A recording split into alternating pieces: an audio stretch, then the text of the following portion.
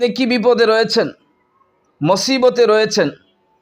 বিপদ একের পর এক আসতেই থাকে, অভাব অনটন লেগেই রয়েছে, অসুস্থতায় ভুগছেন। মোট কথা আপনি কঠিনের চেয়ে কঠিন মুসিবতে রয়েছেন।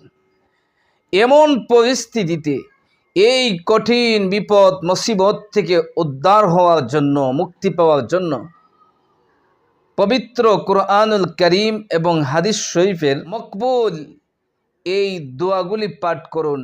ইনশাআল্লাহ আপনার বিপদ মুসিবত এবং কঠিন পরিস্থিতি থেকে ইনশাআল্লাহ আল্লাহ রাব্বুল আলামিন মুক্তিদান করবেন।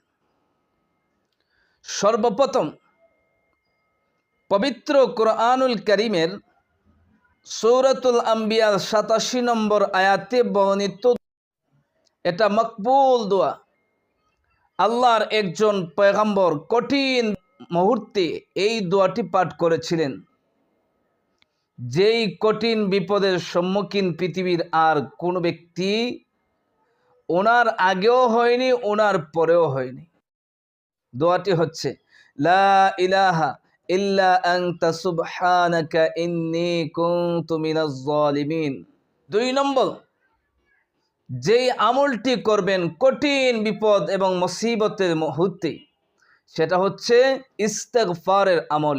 কারণ ইস্তেগফার এমন একটা আমল যার ফজিলত কোরআন এবং হাদিসে অসংখ্য অগণিত বর্ণিত হয়েছে। যেমন আবু দাউদ শরীফের 1558 নম্বর হাদিসে বর্ণিত হয়েছে, রাসূল করিম সাল্লাল্লাহু আলাইহি ওয়াসাল্লাম ইরশাদ করেছেন, যে ব্যক্তি সর্বদা আল্লাহর কাছে ইস্তেগফার করে, আল্লাহর কাছে ক্ষমা চায়, আল্লাহ রাব্বুল আলামিন ওই ব্যক্তিকে সকল ধরনের সংকীর্ণতা এবং কঠিন পরিস্থিতি থেকে বের হওয়ার, মুক্ত হওয়ার ব্যবস্থা আল্লাহ রাব্বুল আলামিন করে দেন।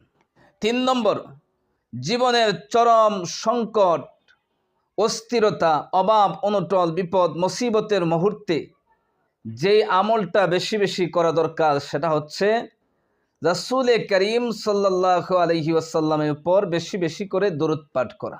তিরমিজি শরীফের ২৪৫৭ নম্বর হাদিসের বর্ণনা, বেশি বেশি দরুদ পাঠের ফজিলত সম্পর্কে রাসূল বলেছেন, ইযা তুকফা হাম্মাকা ওয়া ইউগফারু লাকা যামবুকা।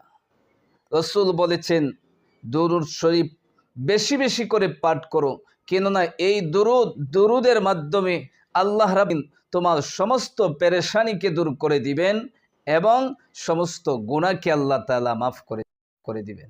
৪ নম্বর, ইয়া হাইয়ু ইয়া কাইয়ুম ইয়া যাল জালালি ওয়াল ইকরাম, ইয়া যাল জালালি ওয়াল ইকরাম।